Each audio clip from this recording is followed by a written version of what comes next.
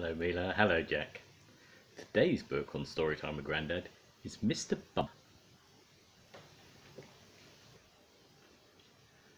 This is the sad story of Mr. Bump. The trouble was that Mr. Bump could not help having little accidents. If there was something for Mr. Bump to bump into, he'd bump into it all right. For instance, if you were to see Mr. Bump walking down a street in your town, and there happened to be something to bump into down that street, then you know what would happen, don't you? Bump.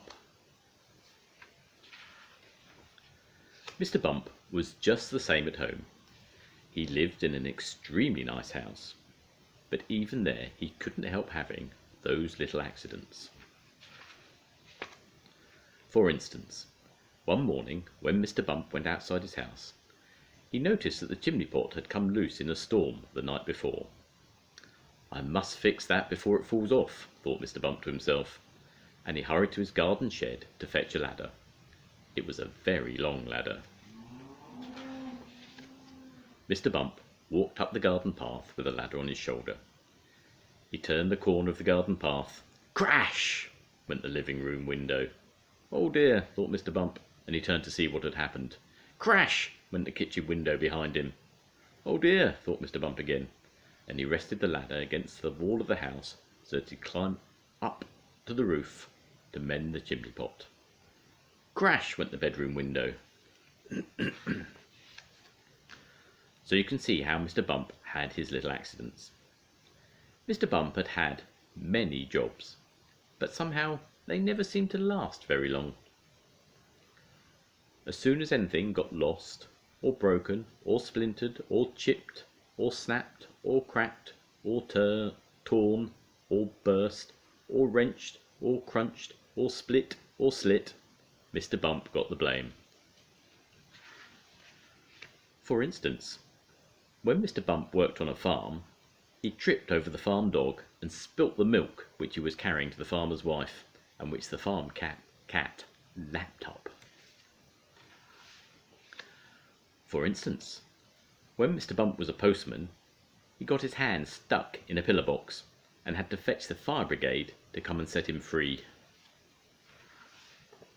For instance, when Mr. Bump was a bus conductor, he fell off the bus and couldn't catch it up again, and all the passengers travelled without having to pay. For instance, when Mr. Bump was a carpenter, he found that when he was hammering nails, he hammered his thumb most of the time, and the nail hardly at all. In order to recover from this series of rather unfortunate happenings, Mr. Bump decided to take a holiday. There he could think about what sort of job he could do where he wouldn't be such a nuisance to everybody. So he set off to the station to catch a train to the seaside. When Mr. Bump was on holiday, several things happened. For instance, he fell off a boat into the sea, and the lifeboat had to come and rescue him. For instance, one day, when he was quietly walking along the beach, minding his own business, he got his foot stuck in a bucket, and as he couldn't get it off, he had to walk around with it on his foot for hours. For instance, another time, he was walking along the beach. He walked straight into a large hole that somebody had dug, and he had to stay there all night because he couldn't climb out on his own. However, despite all these little accidents, Mr. Bump enjoyed his holiday, and while he was there, he had a splendid idea about what sort of job he could do. It was quite the best idea Mr. Bump had ever had. An absolutely splendid idea. And now Mr. Bump works happily for Mr. Barley the farmer. Mr. Barley has a rather large apple orchard on his farm, and that's where Mr. Bump works.